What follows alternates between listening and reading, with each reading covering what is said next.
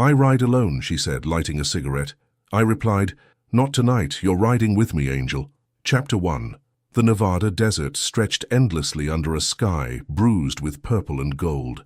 The sun had just dipped below the horizon, leaving behind a trail of fire that painted the mountains in shades of rust and amber. At the edge of a cracked highway, where the asphalt met the dust and the wind carried the scent of sage and gasoline, a woman sat on a motorcycle that had seen better days. Her name was Delilah Cross, though most people who knew her simply called her Ghost. She had earned that name not because she was quiet, but because she had a way of disappearing just when people thought they had figured her out. Her leather jacket was worn at the elbows, the patches faded from years of sun and rain. Her boots were scuffed, her jeans torn at the knee, not from fashion, but from countless falls and near misses on roads that wound through places most people only saw in movies. She was 34 years old, though the lines around her eyes told stories of someone who had lived twice that.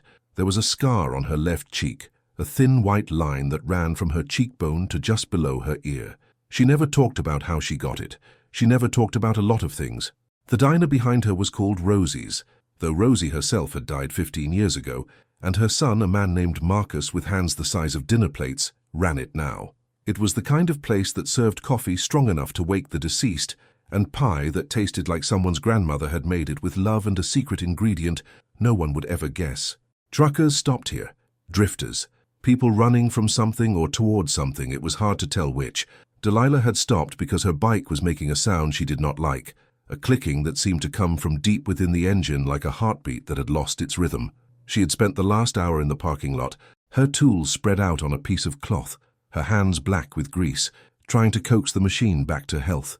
Inside the diner, through the smudged windows, she could see the usual crowd, a family of 4 on a road trip, the children pressing their faces against the glass to look at her motorcycle. 2 truckers at the counter, their backs hunched over plates of meatloaf, a young couple in a corner booth holding hands across the table like they were afraid someone might try to separate them. And then there was him.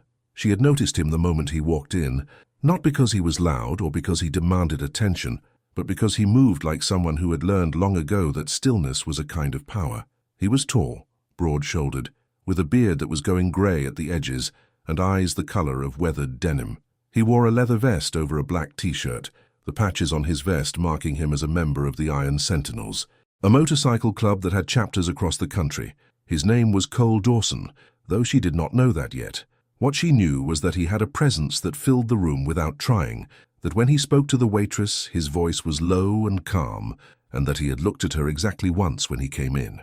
A quick glance that seemed to take in everything about her in a single second before moving on. She did not like being noticed. She had spent years making herself invisible, learning to slip through towns and lives without leaving a trace. Being seen felt dangerous, like standing in an open field during a lightning storm. The clicking in her engine had stopped, replaced by a steady purr that told her the problem was temporarily solved, but not truly fixed. She would need to find a real mechanic soon, someone who could replace the part that was dying inside her machine. But for now she could ride, and riding was all she wanted to do. She wiped her hands on a rag, packed up her tools and swung her leg over the bike. The seat was still warm from the desert heat, the handlebars familiar beneath her palms.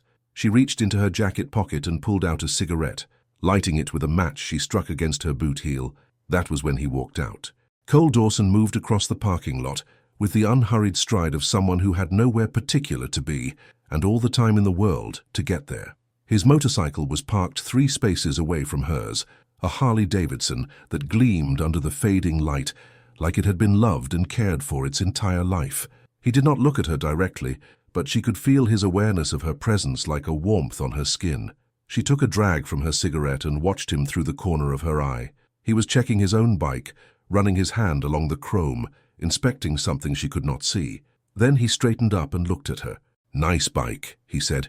His voice was like gravel wrapped in velvet, rough but somehow gentle at the same time. She felt something shift in her chest, a door that had been locked for a very long time rattling against its hinges. "Thanks," she said. She did not elaborate, she never did. He nodded as if her single word had told him everything he needed to know. Then he said, "You're heading west." It was not a question. She raised an eyebrow. "How do you know that?" "The way you're parked, the direction you were looking when you came out, and that clicking sound your engine was making earlier. There's a mechanic in Reno who specializes in that model. Name's Pete. He owes me a favor." She felt a flash of irritation at being so easily read, followed by a reluctant curiosity. "I don't need help." "Never said you did." The silence stretched between them, filled with the sound of the desert wind and the distant hum of traffic on the highway. Inside the diner, someone laughed, the sound muffled but warm. She finished her cigarette and flicked the butt into a metal canister near the door. When she looked back at him, he was still watching her, not with the hungry look she had grown accustomed to from men, but with something closer to respect, like he was seeing her as a person, not a puzzle to solve or a prize to win. "I ride alone," she said. The words came out harder than she intended, a wall built from years of disappointment and lessons learned the hard way. She had trusted people before. She had let them in, and every single time she had ended up more alone than when she started. Cole did not flinch. He did not try to argue or convince her otherwise. He simply reached into his own pocket and pulled out a cigarette of his own, lighting it with a silver lighter that caught the last rays of the dying sun. "I can see that," he said. He took a long drag, the ember glowing orange in the gathering darkness. Then he exhaled slowly and met her eyes. "But not tonight. Tonight you're riding with me, Angel." The word hit her like a stone thrown into still water. Angel. No one had called her that in over a decade. It was a name from another life, from a time before she had become Ghost, before she had learned to disappear. Her mother had called her that, in the brief years before cancer had taken her. Her father had used it too, before the grief had turned him into someone she no longer recognized. She felt the old pain rise up in her chest, sharp and sudden, followed by something else, something that felt terrifyingly like hope. "Who told you that name?" she asked, her voice barely above a whisper. Cole's expression did not change, but something softened in his eyes. "No one told me. It's just what you look like, sitting there in the last of the light, like something that doesn't quite belong to this world." For a long moment, she did not move. The wind picked up, blowing her hair across her face, and somewhere in the distance a coyote began to howl. The sound was lonely and wild, and somehow perfect for this moment, this impossible moment when a stranger had looked at her and seen something she had thought she had buried forever. "I don't know you," she said finally. "No," he agreed, "you don't, and you don't have to trust me, but I'm heading to Reno anyway, and the roads through the mountains are dangerous at night if you don't know them, especially with an engine that's one bad pothole away from giving up." He was right, and she hated that he was right. The mountain passes between here and Reno were treacherous in the dark, full of curves that could send an unprepared rider over the edge and into the void. She had planned to camp somewhere and wait for morning, but her supplies were low and the temperature was dropping fast. "Why do you care?" she asked. Cole took another drag from his cigarette, considering the question like it deserved a real answer. "My daughter was about your age when she decided to ride across the country by herself. I spent 3 weeks worrying myself sick before she finally called to tell me she was okay. Turned out she'd broken down outside Albuquerque, and a group of riders helped her get back on the road." He paused. "I made a promise to myself that day. Whenever I see someone who needs help, I help. No questions, no expectations, just because it's the right thing to do." Delilah studied his face, looking for the lie, the angle, the hidden agenda. She had become expert at reading people over the years, at spotting the wolves who dressed in sheep's clothing. But there was nothing in Cole Dawson's eyes except a quiet sincerity that made her chest ache. "One night," she said finally, "we ride to Reno. You introduce me to your mechanic friend, and then we go our separate ways." Cole nodded, a ghost of a smile playing at the corners of his mouth. "That's all I'm asking." She did not know then that this night would change everything. She did not know that the road ahead held dangers neither of them could imagine, that the simple act of accepting help from a stranger would lead her into a world she had never known existed. She did not know that sometimes the universe puts people in our path not by accident, but by design. All she knew was that for the first time in years, she did not feel quite so alone. Cole finished his cigarette and swung onto his bike, the engine roaring to life with a sound that echoed off the diner walls. He looked at her over his shoulder, waiting. Delilah took a deep breath, feeling the cool desert air fill her lungs. Then she kicked her own bike into gear and pulled up beside him. "Lead the way, old man," she said. Cole laughed, a genuine sound that seemed to surprise even him. "Old man? I'm barely 50. Like I said, old." They pulled out of the parking lot together, their headlights cutting through the darkness like twin beacons. Behind them, the diner grew smaller and smaller, until it was just a speck of light in the vast Nevada night. Ahead the mountains loomed black against the stars, holding secrets that would soon be revealed, and somewhere in the distance, a storm was gathering. Check if you are already subscribed to this channel. Stories of courage, connection, and redemption like this one only reach you if you are part of our community. Subscribe now, and never miss another moment that could change the way you see the world. Chapter 2. The mountain road twisted and turned like a serpent made of asphalt, each curve revealing new depths of darkness and new heights of danger. Cole rode ahead, his tail lights a steady red glow that Delilah followed like a north star. The temperature had dropped significantly since they left the diner, and she could feel the cold seeping through her leather jacket, numbing her fingers despite the gloves she wore. She had not ridden with anyone in over 7 years. The last time had been with Marcus, a man she had thought she loved until she discovered that his love came with conditions she could not meet. He had wanted her to give up the road, to settle down in some suburban house with a white picket fence and 2.5 children. When she refused, he had called her selfish, broken, incapable of real connection. Maybe he was right. Maybe there was something fundamentally wrong with her, some piece missing that other people seemed to have naturally. The ability to stay in one place, to build a life, to let roots grow deep instead of always reaching for the horizon. But out here, on the open road, with the wind in her face and the rumble of the engine beneath her, none of that seemed to matter. Out here, she was free, and freedom, she had learned, was worth more than comfort. Cole signaled with his hand, a gesture she recognized from years of riding, indicating that they were approaching a rest stop. She nodded, even though he could not see her, and a few minutes later they pulled into a small clearing by the side of the road. There was a weathered wooden bench, a trash can that had seen better decades, and a view of the valley below that would have been breathtaking in daylight. She killed her engine and sat for a moment, letting the silence wash over her. The mountains had their own kind of quiet, different from the desert's vastness, more intimate somehow. Here the darkness felt close and protective rather than empty and endless. Cole dismounted and stretched, his joints cracking audibly in the still air. Figured we could use a break. The pass ahead is the worst stretch. Better to take it with clear heads. Delilah nodded and climbed off her own bike, her legs stiff from the ride. She walked to the edge of the overlook and looked down at the scattered lights below, tiny pinpricks of civilization in an ocean of black. "What's that town?" she asked. Cole came to stand beside her, maintaining a respectful distance. "Tonopah, old mining town. Most of it's gone now, but a few diehards still hang on. There's a bar there called the Broken Spoke. Best whiskey in 3 counties. Speaking from experience? Several decades of it." He pulled out a thermos from his saddlebag and poured something steaming into the cap, offering it to her. "Coffee not as good as Rosie's, not as good as... but it'll warm you up." She hesitated for only a second before taking it. The coffee was strong and slightly bitter, exactly what she needed. She took a long sip and felt the warmth spread through her chest. "How long have you been riding?" she asked, handing the cap back. Cole poured himself a portion and considered the question. "Since I was 16. My father had an old Indian Scout that he'd rebuilt from scrap.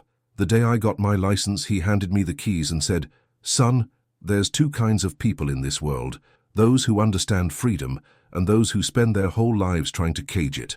I've been riding ever since." "Your father sounds like a wise man." "He was. Passed away 12 years ago. Lung cancer." Cole's voice carried no self-pity, just the quiet acceptance of someone who had made peace with loss. But he lived his life exactly the way he wanted, right up until the end. Can't ask for more than that. Delilah thought about her own father, who was still alive as far as she knew, living somewhere in Florida with a new wife and a new family that did not include her. They had not spoken in 8 years. She did not miss him exactly, but sometimes she missed the idea of him, the father he might have been in another life. "What about the Iron Sentinels?" she asked, changing the subject. "How did you end up with them?" Cole took a sip of his coffee before answering. "I joined after I came back from overseas. 2 tours in Iraq, 1 in Afghanistan. When I got home, I didn't know how to be a civilian anymore. Couldn't sleep, couldn't hold down a job, couldn't have a conversation without scanning every exit and every face for threats." He paused, his eyes distant. "The club saved my life, gave me brothers who understood, who'd been through the same thing, gave me purpose." Delilah had heard stories about motorcycle clubs, most of them involving criminal activity and violence, but she had also heard other stories about clubs that did charity rides, that raised money for veterans, that showed up at the funerals of fallen soldiers to shield grieving families from protesters. She suspected Cole's club fell into the latter category. "What kind of purpose?" she asked. Cole turned to face her, his expression serious but not guarded. We protect people, mostly kids who've been through trauma, but anyone who needs help and can't get it from the system. We show up, we stand guard, we let them know they're not alone. He shrugged. It's not glamorous work. Most of the time it's just sitting outside a courthouse or riding escort to a funeral. But it matters. You can see it in their eyes when they realize someone's got their back. Something shifted inside Delilah, a crack forming in the armor she had built so carefully over the years. She had spent so long believing that she was the only one who saw the world clearly, who understood that most people were out for themselves, and trust was a luxury she could not afford. But here was a man who had seen the worst of humanity, who had every reason to be cynical and bitter, and he had chosen instead to dedicate his life to helping strangers. "That's why you offered to help me," she said. It was not a question. Cole nodded. "That, and what I told you before. My daughter." He reached into his vest pocket and pulled out a worn photograph, handing it to her. "That's her, Sarah. She's 30 now, has 2 kids of her own. But when I look at you, I see the same fire in your eyes that she had at your age, the same need to prove that you don't need anyone." Delilah looked at the photograph. It showed a young woman with Cole's eyes and a smile that could light up a room. She was sitting on a motorcycle, her hair blowing in the wind, looking like someone who had the whole world in front of her. "She's beautiful," Delilah said, handing the photo back. "She is, and she's also the most stubborn person I've ever met." Cole smiled, tucking the photo back into his pocket. "Just like her old man, and just like you, I'm guessing." They stood in silence for a moment, watching the stars emerge one by one in the vast sky above. Delilah could see the Milky Way clearly from here, a river of light stretching across the darkness. She had always loved the stars. They were constant, unchanging, a reminder that some things endured even when everything else fell apart. "We should get moving," Cole said finally. "Storm's coming in from the west. I want to be through the pass before it hits." Delilah looked in the direction he indicated and saw that he was right. A wall of clouds was advancing toward them, black against the dark sky, flickering occasionally with distant lightning. The wind was picking up too, carrying the scent of rain. They mounted their bikes and set off again, this time moving faster than before. The road grew steeper and more treacherous, the curves sharper and the guardrails more sporadic. Delilah kept her eyes fixed on Cole's taillights, trusting his knowledge of the terrain even as her instincts screamed at her to slow down. Halfway through the pass, the rain began to fall. It started as a light mist, almost refreshing after the day's heat, but within minutes it had intensified into a downpour that reduced visibility to almost nothing. Delilah's headlight reflected off the water streaming across the road, creating a dizzying effect that made it hard to judge distance and depth. She felt her back tire lose traction for a terrifying moment, the bike sliding sideways, before she corrected with a skill born of thousands of miles of hard-won experience. Her heart was pounding, her fingers white-knuckled on the handlebars, but she did not stop. Stopping now would be more dangerous than pressing on. Ahead, Cole's taillight suddenly veered sharply to the right, then stopped. Delilah's blood ran cold. She accelerated, closing the distance between them, and found him pulled over at a wide spot in the road, his bike angled to block as much of the lane as possible. She pulled up beside him and killed her engine. "What's wrong?" Cole pointed ahead, into the rain-lashed darkness. "Look." She squinted, trying to see what he was seeing, and then her breath caught in her throat. About 50 yards ahead, a vehicle was overturned on the side of the road. It was a van, white or maybe silver, hard to tell in the dim light. Its headlights were still on, pointing crazily at the sky, and she could see steam rising from the crumpled hood. "There might be people inside," Cole said, already dismounting. "Stay here, I'll check." "Like hell I will." Delilah was off her bike before he could argue, her boots splashing through puddles as she ran toward the wreck. The rain was cold and relentless, soaking through her clothes in seconds, but she barely noticed. As she got closer, she could see the damage more clearly. The van had clearly lost control on the slick road and rolled at least twice before coming to rest on its side. The passenger window was shattered, and she could see something moving inside, a hand reaching out into the rain. "Hello!" she called out, her voice nearly lost in the roar of the storm. "Can you hear me?" The hand moved again, more urgently this time, and then she heard a voice, weak but clear. "Help, please. My kids are in here." Delilah felt something ignite inside her, a fierce determination that burned through her fear and her instinct for self-preservation. She climbed up onto the side of the overturned van, which had become the top in its current position, and peered through the windshield. Inside, she could see a woman pinned behind the steering wheel, her face pale and frightened. Behind her, strapped into car seats, were two small children, a boy and a girl, both of them crying. Cole appeared beside her, his face grim but focused. "How bad is it?"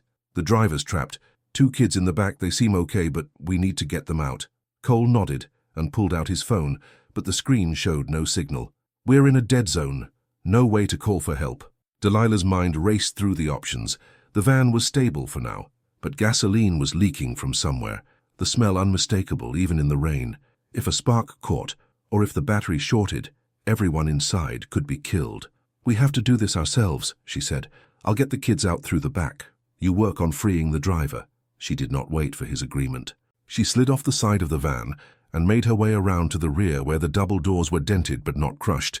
She pulled on the handle, but it would not budge. Using all her strength, she braced her feet against the wet asphalt and pulled again, feeling the metal groan in protest. On the third try, the door gave way with a screech that cut through the rain. Inside, the two children stared at her with wide, terrified eyes. "Hey," Delilah said, her voice gentler than she had thought herself capable of. "Hey, it's okay. I'm going to get you out. What are your names?"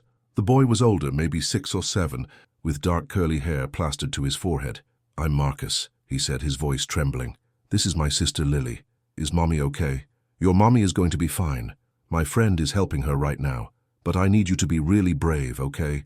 I need you to unbuckle your seatbelt and take my hand." "Can you do that?" Marcus nodded, his jaw set with a determination that seemed far too mature for his age. He fumbled with his seatbelt, his small fingers struggling with the mechanism, but after a moment it clicked open, and he was free. "Good boy. Now climb toward me." "That's it, just like that." She helped him out of the van and set him on his feet, his dinosaur pajamas immediately soaked through. "Stay right here," she told him.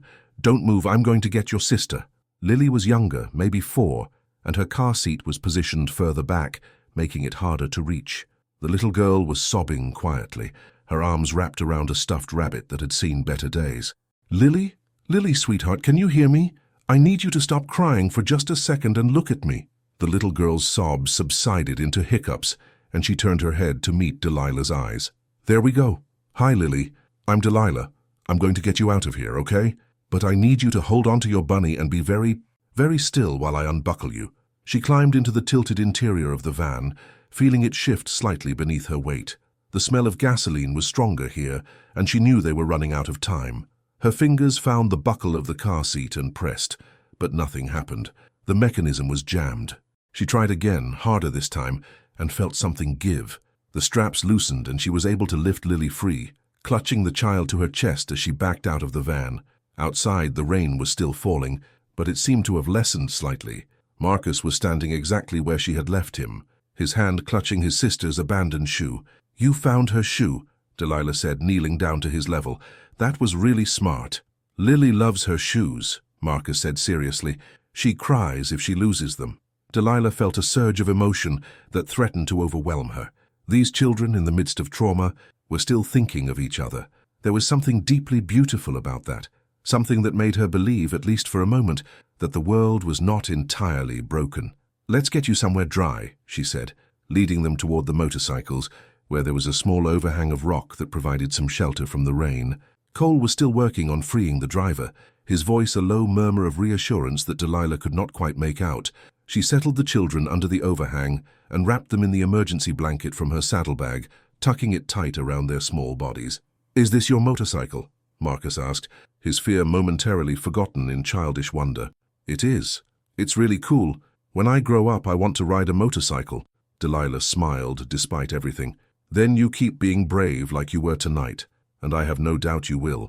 20 minutes later, Cole emerged from the rain, supporting a limping but conscious woman between his arm and his shoulder. She had a cut on her forehead that was bleeding sluggishly, but her eyes were alert and focused entirely on her children. "Marcus, Lily." She broke away from Cole and gathered them into her arms, sobbing with relief. "Oh, thank God you're okay." Delilah stepped back, giving the family their moment. Cole came to stand beside her, his clothes as soaked as hers, his face streaked with rain and something that might have been tears. "Her name is Elena," he said quietly. "She was driving to California to start a new life. Husband left her 6 months ago, cleaned out the bank account, disappeared. She's got a sister in Sacramento who's going to help her get back on her feet." Delilah watched Eleanor hold her children, watched the way Marcus stroked his mother's hair, and Lily showed her the stuffed rabbit that had survived the ordeal unscathed. A family that had almost been destroyed, now held together by nothing more than love and luck, and two strangers who had chosen to stop. "The van's totaled," Cole continued, "but there's a town about 10 miles ahead. If we can get them there, they can call for help, find somewhere to stay for the night. How are we supposed to transport them? We're on motorcycles." Cole was quiet for a moment, and then he said, "Elena can ride behind me. She's hurt, but she can hold on. The kids can ride with you." Delilah looked at him. "Both of them? That's not safe." "No," Cole agreed, "but neither is leaving them here. And sometimes, when there are no good options, you have to choose the least bad one." She wanted to argue, but she knew he was right. The van was leaking fuel, the temperature was dropping, and Elena's injury needed medical attention. Every minute they delayed was a minute that something could go wrong. "Okay," she said, "let's do this." They spent the next few minutes reorganizing. Elena was settled behind Cole, her arms wrapped around his waist, her face pale but determined. Marcus sat in front of Delilah, his back pressed against her chest, while Lily was secured between them, held in place by the emergency blanket wrapped around all three of them like a cocoon. It was awkward and uncomfortable, and probably violated about a dozen safety regulations, but it was the best they could do. "Hold on tight," Delilah told the children, "and don't let go no matter what." Marcus nodded solemnly. Lily clutched her rabbit. They set off into the rain, moving slowly and carefully, two motorcycles carrying 5 souls through the darkness toward the promise of shelter. Chapter 3. The town was called Silver Creek, though there was no creek, and the only silver was the rain that fell in sheets from the sky. It was the kind of place that existed to serve the highway, a collection of buildings that had sprung up around a gas station and never quite grown into anything more. There was a motel, the Silver Creek Inn, with a neon sign that buzzed and flickered in the storm. There was a general store that was closed for the night. There was a bar with a hand-painted sign that read, "Cold beer, warm welcome," and a few trucks parked outside. And there was a woman standing on the porch of the motel office, watching them approach, with an expression that was equal parts curiosity and concern. She was in her 60s, with silver hair pulled back in a practical bun and a face that had weathered decades of desert sun and wind. She wore jeans and a flannel shirt, and as they pulled into the parking lot, she stepped forward, her eyes taking in the situation with the quick assessment of someone who had seen her share of emergencies. "Lord have mercy," she said, hurrying toward them. "Get those children inside right now."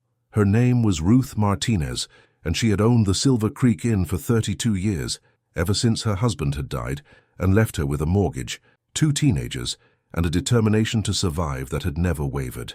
Within minutes, she had Elena and the children settled in the warmest room, had called the county hospital to report the accident and request medical assistance, and had put a pot of coffee on the ancient machine in the office.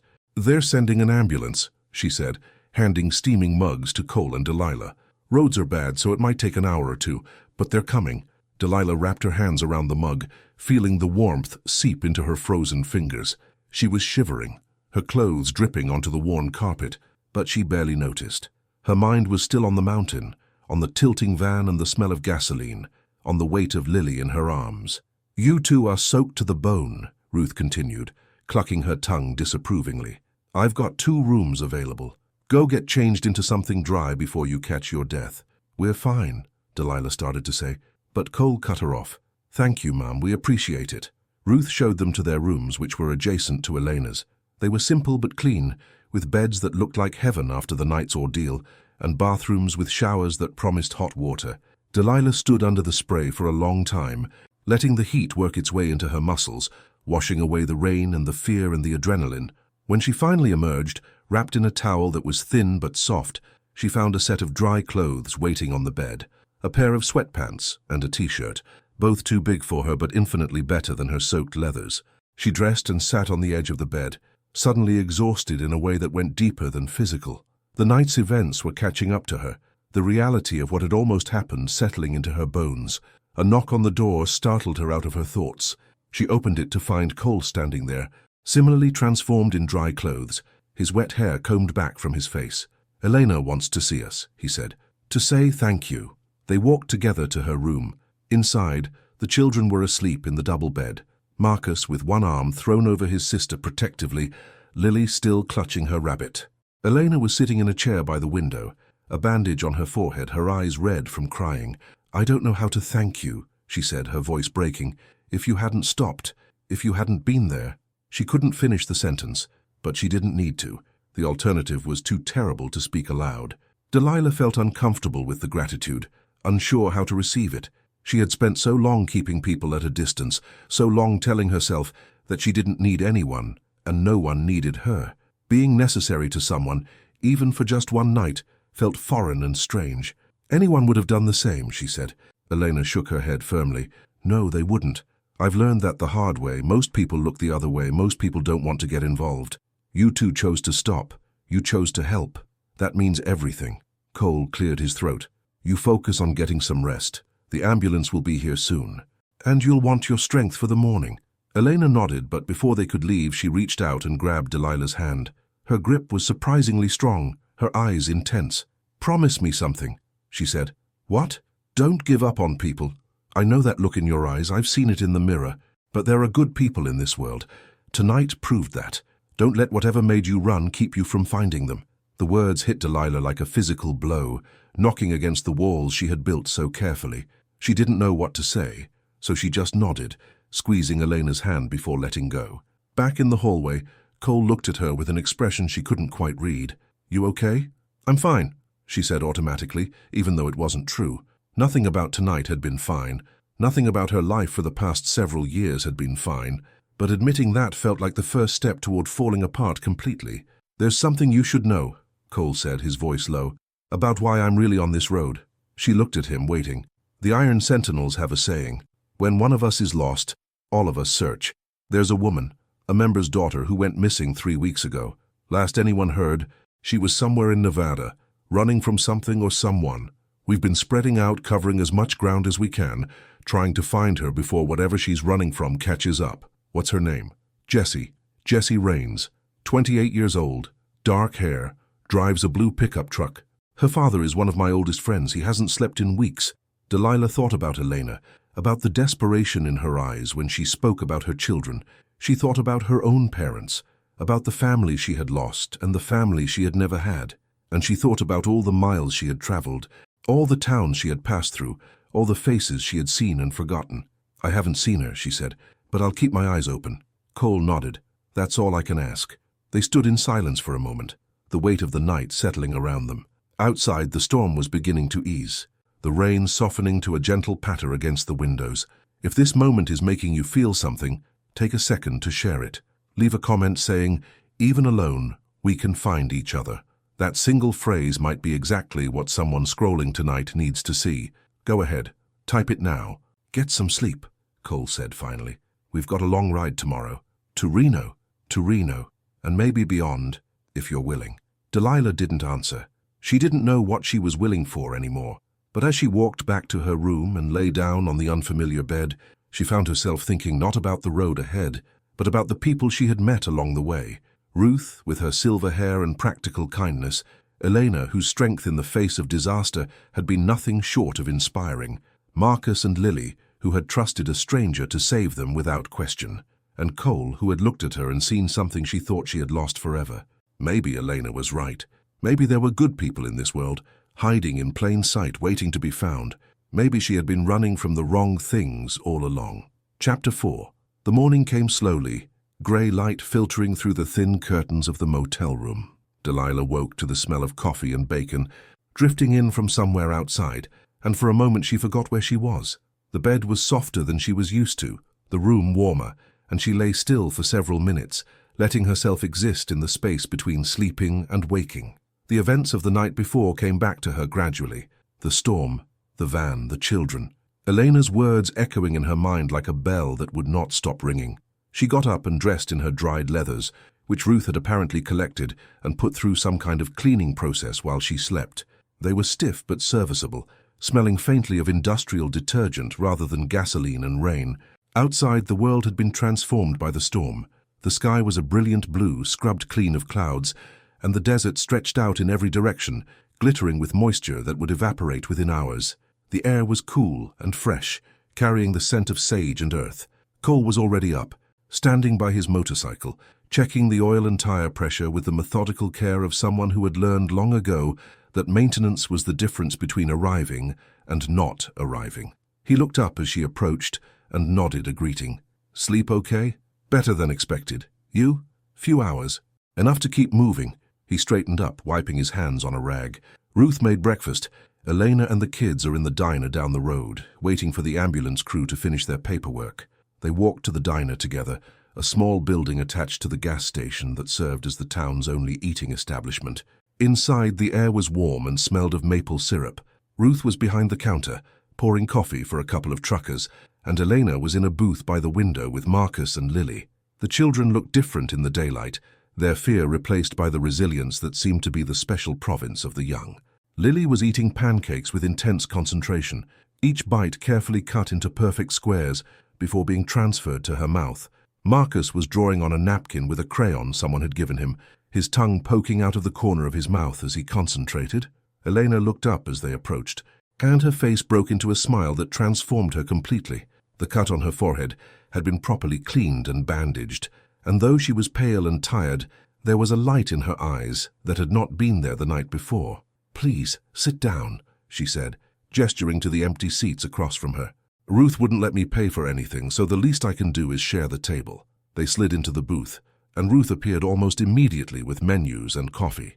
"Don't even think about arguing," she said, when Cole reached for his wallet. "Anyone who does what you two did last night eats free in my place for life." The breakfast was simple but delicious. Eggs and bacon and toast made with bread that Ruth baked herself. Delilah ate more than she had in days, surprised by the depth of her hunger. As they ate, Eleanor told them more about her story. She had married young, barely out of high school, to a man who had seemed charming and successful. It wasn't until years later that she realized the charm was a mask for something darker, and the success was built on lies and borrowed money. "When it all fell apart," she said, keeping her voice low so the children wouldn't hear, "he blamed me, said it was my fault, that I had brought him bad luck.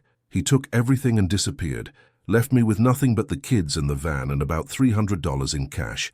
"Where's he now?" Cole asked, his voice carefully neutral. "I don't know and I don't care. My sister in California said she'd help me get back on my feet. I was almost there." She laughed, a sound with no humor in it. "And then the van decided to have other plans."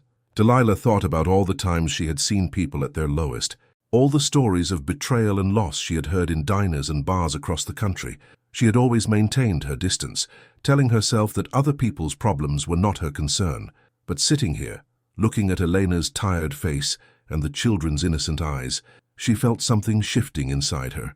"You'll make it," she said, surprising herself. "People who survive what you've survived don't give up easily." Eleanor's eyes filled with tears. "Thank you. I needed to hear that." After breakfast, the ambulance crew declared Elena fit to travel, but recommended she rest for another day before attempting the last stretch to California. Ruth offered to let them stay at the motel free of charge, and when Elena tried to refuse, the older woman simply waved her hand dismissively. "This is what we do out here," Ruth said. "We take care of each other. It's how we survive." Cole and Delilah walked out to their motorcycles, the sun now fully risen and warming the air. The storm had passed completely, leaving behind a world that seemed cleaner, newer, full of possibility. "So," Cole said, pulling on his gloves. "Reno." Delilah looked at the road stretching out before them, then back at the diner where Elena was helping the children finish their breakfast. She thought about everything that had happened in the past 24 hours, about the choices she had made and the ones she had avoided. "Reno," she agreed, "and then we'll see." They rode out of Silver Creek side by side, their engines rumbling in harmony, leaving behind a town that would remember them long after they were gone. Ruth watched them from the porch of her motel, her hand raised in farewell, and Elena stood at the window of the diner, holding Lily in her arms, Marcus pressed against her side. The road to Reno wound through some of the most beautiful country in Nevada, past ancient lakes turned to salt flats and mountains that changed color with the passing of the clouds. They stopped for gas in a town called Hawthorne, where an old man at the station told them stories about the desert that dated back generations. They stopped again at a roadside stand that sold turquoise jewelry made by a local artisan, a woman with calloused hands and a shy smile who had learned the craft from her grandmother. Delilah bought a small pendant, a simple teardrop of blue stone on a leather cord, and hung it around her neck. She was not normally one for souvenirs, but something about the color, like the sky after a storm, spoke to her. As the miles passed, she found herself talking more than she had in years. She told Cole about her childhood in Arizona, about her mother's death and her father's abandonment. She told him about the first time she had ridden a motorcycle, a borrowed dirt bike in a friend's backyard, and the instant certainty she had felt that this was what freedom tasted like. She told him about Marcus and the year she had spent trying to be someone she was not, trying to fit into a life that was never meant for her. Cole listened without interrupting, his occasional nods and sounds of understanding, letting her know he was present without demanding that she perform for him. When she finished, he was quiet for a long moment. "You ever think about going back?" he asked. "Finding your father, trying to make peace." Delilah shook her head. "He made his choice, I made mine. Some wounds aren't meant to heal. They're meant to teach you something and then scar over. And what did yours teach you?" She thought about the question as the desert scrolled past, as the sun climbed toward its zenith and the shadows shortened beneath them. "That you can survive anything," she said finally, "and that surviving isn't the same as living." They arrived in Reno in the late afternoon, the city rising out of the desert like a mirage made real. It was smaller than Las Vegas, but shared some of the same DNA, a place built on dreams and odds, on the hope that luck could change everything. Cole led her through the streets to a garage on the outskirts of town, a weathered building with faded paint, and a sign that read, "Pete's Custom Cycles." Inside, the air smelled of motor oil and metal, and the walls were lined with photographs of motorcycles spanning decades. Pete himself was a wiry man in his 60s, with a grey ponytail and tattoos covering both arms. When he saw Cole, his face split into a grin that took years off his age. "Well, look what the storm dragged in," he said, pulling Cole into a rough embrace. "Thought you'd forgotten about us country folk." "Never," Cole said. "I've brought you a challenge." He gestured to Delilah's motorcycle, which she had wheeled inside, and explained the clicking sound, the intermittent power loss, the general sense that the machine was living on borrowed time. Pete circled the bike like a doctor examining a patient, making small sounds of consideration. He asked Delilah questions about when the problems had started, what conditions made them better or worse, how she usually rode. Then he disappeared into the back of the shop, returning with a set of tools that looked older than some of the buildings in town. "Leave her with me," he said, already starting to disassemble the engine with practiced movements. "Come back tomorrow morning. Shall know what's wrong by then." Delilah hesitated, her instincts rebelling against the idea of leaving her bike with a stranger. That motorcycle was more than transportation. It was her home, her freedom, her only constant companion for 7 years. Cole seemed to sense her reluctance. "Pete's the best in the business," he said quietly. "He's worked on my bike for 20 years. I trust him with my life." She looked at the older man, at the careful way he was handling her machine, at the respect in his eyes when he looked at the worn leather seat and the scratched paint. He was treating the bike not as a job, but as something worthy of care. "Okay," she said, "tomorrow morning." They left the garage and walked into the evening, Reno's neon lights beginning to glow against the darkening sky. Cole led her to a bar a few blocks away, a place called the Dusty Spoke, that catered to riders and truckers and others who lived their lives on the road. Inside, the atmosphere was warm and welcoming, filled with the sounds of classic rock and easy conversation. They found a booth in the corner and ordered drinks, bourbon for Cole and whiskey for Delilah, and sat in comfortable silence as the bar filled up around them. "I need to make some calls," Cole said eventually. "Check in with the club, see if there's any news about Jesse." Delilah nodded. "Go ahead, I'll be here." He left the booth and headed for the door, pulling out his phone as he walked. She watched him go, then turned her attention to the bar, studying the faces of the people around her. There was a couple at the counter, clearly on their first date, awkward and hopeful in equal measure. A group of older men in the corner were playing cards, their laughter rough and genuine. A woman about her age sat alone at the end of the bar, nursing a drink and staring at nothing. Delilah found herself getting up and walking toward her, drawn by something she couldn't quite name. The woman looked up as she approached, her expression guarded but not hostile. "Mind if I sit?" Delilah asked. The woman shrugged. "Free country." Delilah settled onto the stool beside her and signaled the bartender for another round. "I'm Delilah. Mara." The woman had dark hair cut short and eyes that seemed to hold a whole life's worth of stories. "You ride with the guy in the Iron Sentinel's vest?" "Temporarily, we met yesterday." "Yesterday, and you're already traveling together?" Mara raised an eyebrow. Must have been some first impression.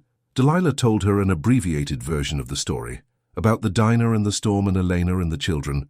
As she talked, she watched Mara's expression shift from skepticism to interest to something that looked almost like recognition. "I know what that's like," Mara said when she finished. "Being in the wrong place at the wrong time and finding out it was actually the right place all along." "What happened to you?" Mara was quiet for a long moment, swirling the ice in her glass. "I was married for 10 years to a man who thought love meant control.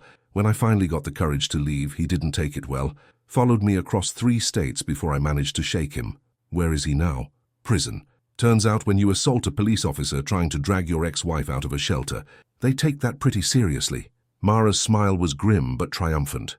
"I've been on my own for 4 years now. Best 4 years of my life." Delilah thought about her own years of solitude, the miles she had put between herself and anyone who might get too close. She had told herself it was freedom. But sitting here listening to Mara's story, she wondered if it had been something else entirely. "Do you ever get lonely?" she asked. Mara looked at her directly, her gaze penetrating. "All the time, but lonely beats trapped. And lonely doesn't have to be forever, just until you find your people. How do you know when you've found them? When you stop feeling like you have to run?" Mara drained her glass and stood up. "It was nice meeting you, Delilah. I hope you find what you're looking for." She dropped some bills on the bar and walked out, leaving Delilah alone with her thoughts. Cole returned a few minutes later, his expression troubled. He slid into the booth across from her and picked up his bourbon, taking a long sip before speaking. "They found Jessie's truck," he said. "Abandoned at a rest stop about 200 miles east of here. No sign of her." Delilah felt her stomach tighten. "What does that mean?" "It means something went wrong. It means we need to find her. Fast." He looked at her across the table, his eyes intense. "I know I have no right to ask you this. We just met, you don't owe me anything. But I could use another pair of eyes on the road." She thought about everything she had been planning. Reno was supposed to be a stopping point, a place to fix her bike, and then continue west to the coast. She had no reason to involve herself in someone else's problems, no obligation to risk her safety for a woman she had never met. But she also thought about Elena and Ruth and Mara, about all the people who had crossed her path in the past 24 hours, and reminded her that connection was not the same as captivity. "When do we leave?" she asked. Cole's relief was visible. "First thing tomorrow, once Pete's had a look at your bike. If it needs major work, we'll figure out another way." They finished their drinks and walked back to the motel where Cole had booked them rooms. The night was clear and warm, the stars hidden by Reno's lights but still there, waiting behind the glow. At her door, Cole paused. "Thank you for agreeing to help. I know it's not what you signed up for." Delilah thought about everything she had signed up for over the years, all the wrong choices and narrow escapes and roads that led nowhere. "Maybe it is," she said. "Maybe this is exactly what I signed up for. I just didn't know it yet." Chapter 5. Pete's diagnosis was better than expected. The engine needed a new part, but he had one in stock, a miracle of salvage and persistence.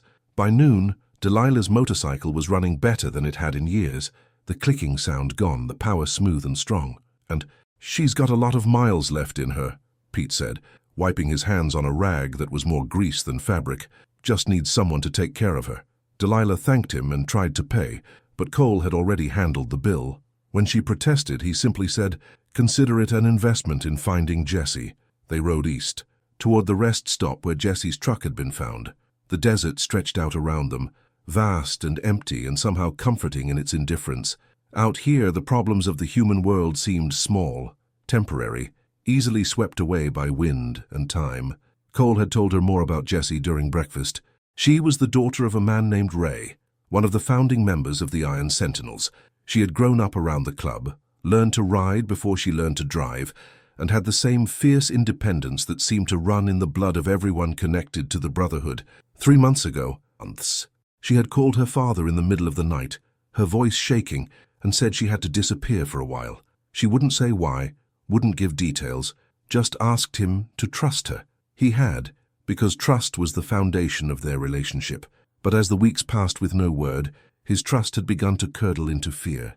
"Ray's been through a lot," Cole said, his voice barely audible above the wind. "Lost his wife to cancer 15 years ago, raised Jessie on his own. She's all he has left." Delilah understood that kind of loss, that kind of love. It was the kind that could destroy you if you let it, that made every absence feel like a death and every return feel like a resurrection. They reached the rest stop in the late afternoon. It was a small, desolate place, little more than a concrete building with restrooms and a few vending machines. Jesse's truck was gone, towed by the authorities, but the parking space where it had been found was still marked by police tape fluttering in the wind. Cole spoke to the attendant, a bored young man who had been working the night Jesse's truck was discovered. He remembered it only vaguely, said it had been there for at least a day before anyone noticed, and that the police had found nothing inside except some clothes and a half-eaten sandwich. "Did you see anyone else?" Cole asked. "Another vehicle, anyone walking around?" The attendant shook his head. "This place gets busy during the day, dead at night. If something happened, it happened after dark. I wouldn't have seen anything." They walked around the rest stop looking for something the police might have missed. Delilah found a spot behind the building where the desert brush grew thick, and there, half hidden under a creosote bush, she spotted something glinting in the sun.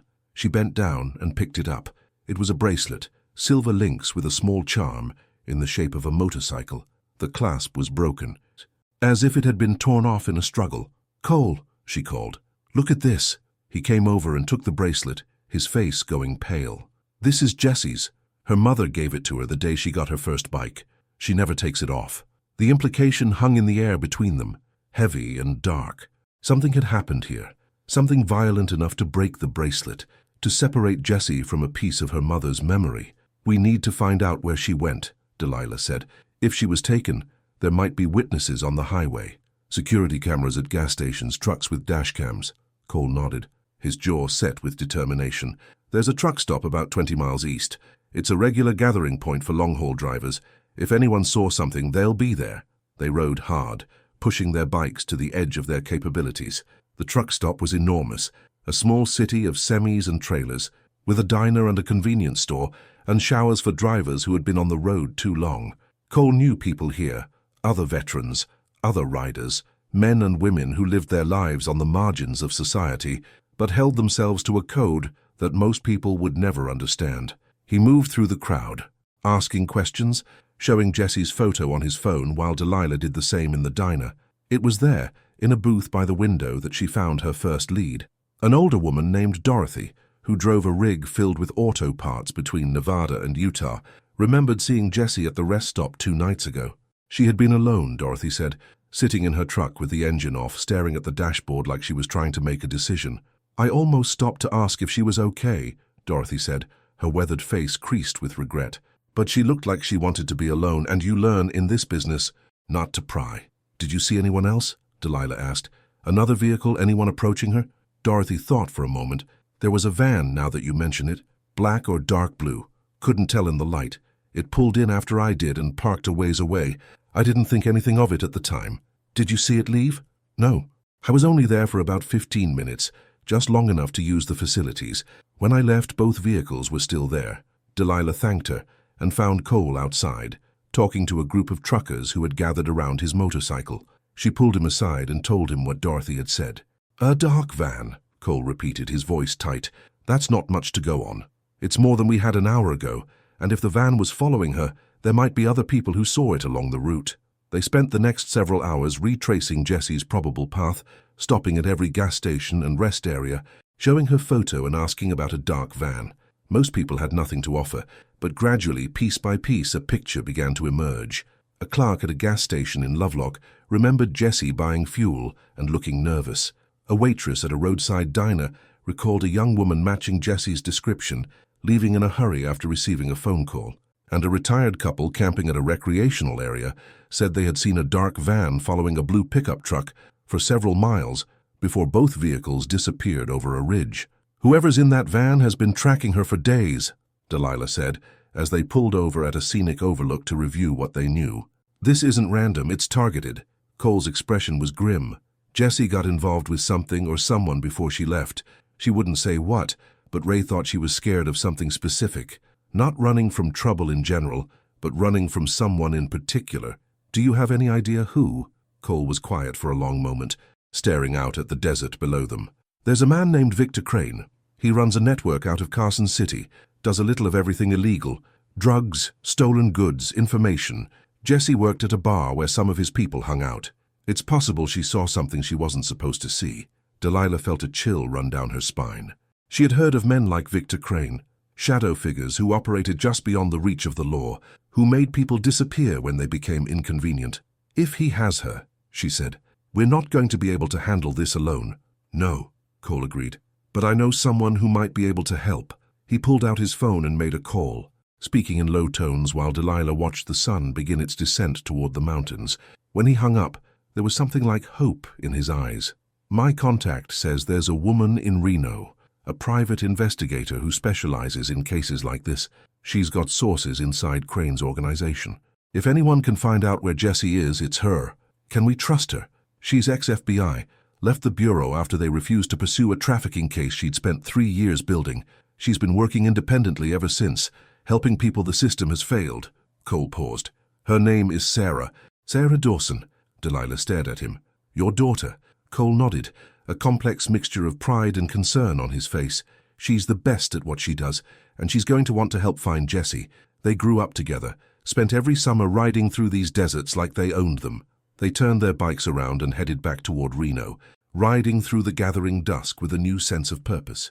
The road was familiar now, the landmarks they had passed that morning appearing in reverse order, but everything felt different. They were no longer wanderers drifting through the desert. They were hunters, tracking something dangerous, risking everything for someone they might be too late to save. As night fell and the stars emerged, Delilah found herself thinking about all the turns her life had taken to bring her to this moment. The random stop at Rosie's diner, the choice to accept help from a stranger, the storm that had forced them to become heroes for a family they would never see again. None of it was random, she realized. None of it was coincidence. Every step had been leading her here, to this road, to this mission, to a chance to be something more than a ghost passing through the night. For the first time in years, she felt like she was exactly where she was supposed to be. Chapter 6. Sarah Dawson operated out of a converted warehouse near the Truckee River, a nondescript building that gave no hint of the work being done inside. She met them at the door herself, a woman in her early 30s with her father's sharp eyes and her mother's gentle smile. "Dad," she said, pulling Cole into a tight embrace. "It's been too long." "I know, I'm sorry." Sarah pulled back and looked at Delilah with undisguised curiosity. "And you must be the one who got him through the storm. He called ahead, said you were impressive." Delilah felt heat rise to her cheeks. "I just did what needed to be done." "That's exactly what he said you'd say." Sarah gestured for them to follow her inside. "Come on, we have a lot to talk about." The interior of the warehouse was a surprise, divided into a comfortable living space on one side and a high-tech office on the other. Multiple computer screens displayed maps and data streams, and a wall was covered with photographs and documents connected by red string, the kind of thing Delilah had only seen in movies. "I've been tracking Victor Crane for 2 years, Sarah said, leading them to a large table covered with files. "He's careful, patient, and ruthless. He doesn't leave witnesses, and he doesn't make mistakes." "You think he has Jessie?" Cole asked. "I think it's likely. 3 months ago, one of his lieutenants got arrested in a sting operation. Someone tipped off the cops, and Victor's been hunting for the source ever since." She pulled out a photograph of a young woman with dark hair and familiar eyes. "Jessie was at the bar the night the tip was made. Victor's people have been asking questions about her." Delilah studied the photo, feeling a connection to this woman she had never met. They were not so different, she realized. Both running, both scared, both caught up in something larger than themselves. "How do we find her?" she asked. Sarah turned to another screen, pulling up a map of the region. "Victor has several properties, but most of them are too visible for holding someone against their will. There's one, though, that I've never been able to get close to. An old mining compound about 60 miles from here, up in the mountains. It's remote, secure, and completely off the grid." "That's where she is," Cole said. It wasn't a question. "That's my best guess, but we can't just ride in there. Victor has men, weapons, surveillance. If we're going to get Jessie out, we need a plan." They spent the next several hours developing that plan. Sarah provided intelligence on Victor's operation, his personnel, his routines. Cole contributed tactical expertise from his military years, adapting strategies he had used in environments far more hostile than the Nevada mountains. And Delilah, to her own surprise, found herself contributing ideas about escape routes and contingencies, drawing on years of navigating unfamiliar terrain and getting out of tight situations. By midnight, they had something that might work. It was risky, improbable, and dependent on a dozen things going right, but it was also the only chance Jessie had. They set out before dawn, Sarah in her truck with surveillance equipment, Cole and Delilah on their bikes. The road into the mountains was rough and poorly maintained, switchbacks carved into cliffs that dropped away into darkness. As they climbed higher, the desert gave way to pine forests, the air growing cooler and thinner. They passed no other vehicles, saw no signs of human habitation. It was as if they were riding into a world that had forgotten time, a place where the rules of civilization did not apply. The mining compound appeared suddenly, emerging from the trees like a fortress from another era. There were several buildings clustered around a central yard, surrounded by a chain-link fence topped with barbed wire. A guard stood at the main gate, and security cameras were mounted at intervals along the perimeter. They stopped a safe distance away, hidden by the trees, and reviewed the plan one final time. Sarah would approach the front gate with a cover story, something about being lost and needing directions. While she distracted the guard, Cole and Delilah would slip through a gap in the fence that Sarah's satellite imagery had identified, a spot where a fallen tree had damaged the barrier and not been repaired. Once inside, they would make their way to the building most likely to hold prisoners, a concrete structure that had once been used for storing explosives. They would find Jessie, get her out and escape before anyone knew what had happened. It was a good plan. It was also, as Delilah knew from experience, exactly the kind of plan that never survived contact with reality. They waited until the sun was fully up, then set the plan in motion. Sarah drove toward the gate, her truck kicking up dust on the gravel road. The guard moved to intercept her, and from their hiding spot, Cole and Delilah could hear her voice, friendly and apologetic, asking for help with directions to a town that didn't exist. They moved quickly and quietly, slipping through the gap in the fence and into the compound. The buildings looked even more decrepit up close, rust and decay everywhere, the remnants of an industry that had died decades ago. The concrete building was unlocked, the door hanging slightly ajar. Inside, the air was stale and cold, smelling of dust and something else, something that made Delilah's heart clench with fear. They found Jessie in a room at the back, sitting on a cot with her wrists bound to a pipe. She looked up as they entered, her eyes widening with recognition, and then with something that might have been hope. "Cole?" she whispered, her voice hoarse. "Is that really you?" "It's me, sweetheart. We're getting you out of here." Delilah moved to the pipe and examined the restraints. They were simple zip ties, easy enough to cut with the knife she carried. Within seconds, Jessie was free, rubbing her wrists and trying to stand on legs that had clearly been immobile for too long. "We have to go," Cole said. "Sarah's waiting with the truck. Can you walk?" Jessie nodded, leaning on Delilah for support.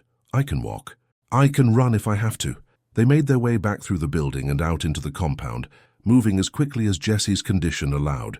They were halfway to the fence when a shout went up behind them, followed by the sound of running feet. "Go!" Cole pushed them toward the gap in the fence. "I'll hold them off." "No," Delilah said fiercely. "We don't leave anyone behind." She didn't know where the words came from, didn't know when she had stopped being someone who looked out only for herself. But in that moment, with danger closing in from all sides, she knew that she would rather face whatever was coming than abandon the people who had become, in such a short time, something like family. Cole looked at her, and something passed between them, an understanding that went deeper than words. "Together, then," he said. They turned to face the approaching guards, 3 men with weapons drawn and expressions that promised violence. But before they could reach firing distance, a new sound filled the air, the roar of motorcycle engines. 12 coming from every direction. The iron sentinels had arrived. They poured through the gate that Sarah had somehow disabled, leather-clad figures on thundering machines, surrounding the guards with a wall of metal and fury.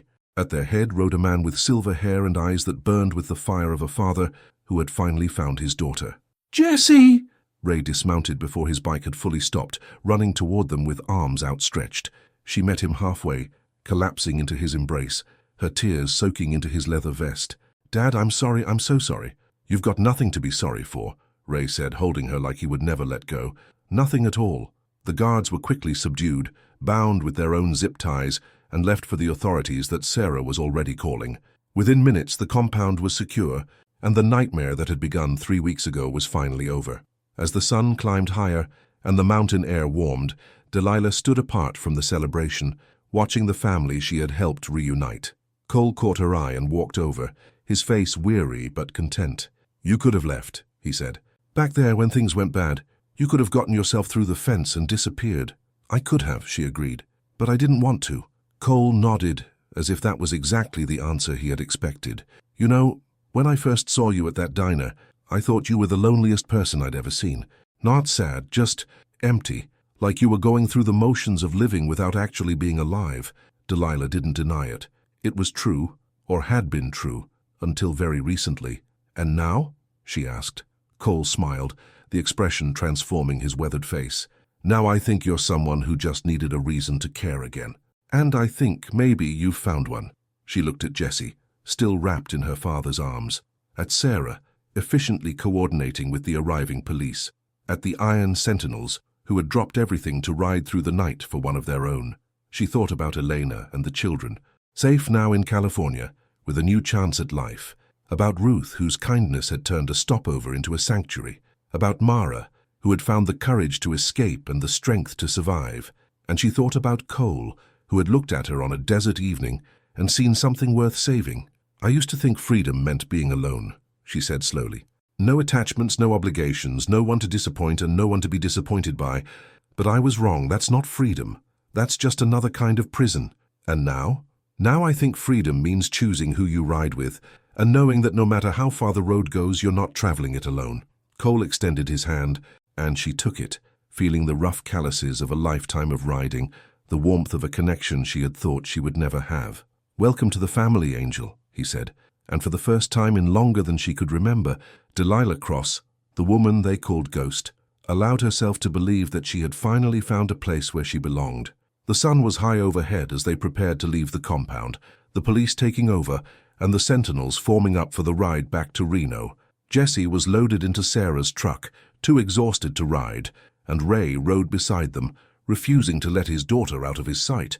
Delilah sat on her motorcycle, feeling the familiar weight and balance beneath her, the engine purring with new health thanks to Pete's ministrations.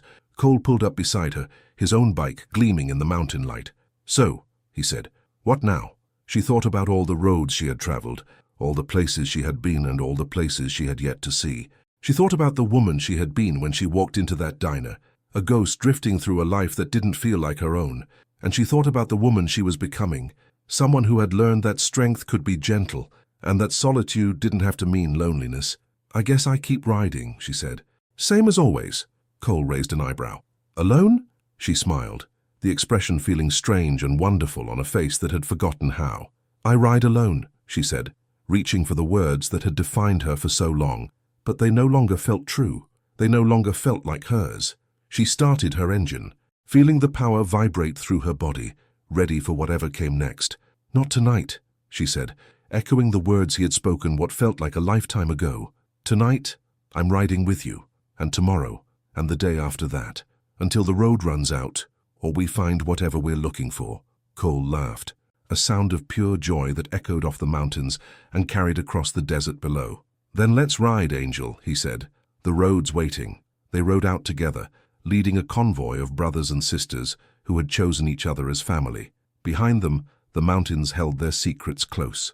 Ahead, the desert stretched endlessly toward the horizon, full of promise and possibility, and somewhere in the distance the sun was beginning its long descent toward evening, painting the sky in shades of gold and crimson, colors that looked like hope, that looked like home.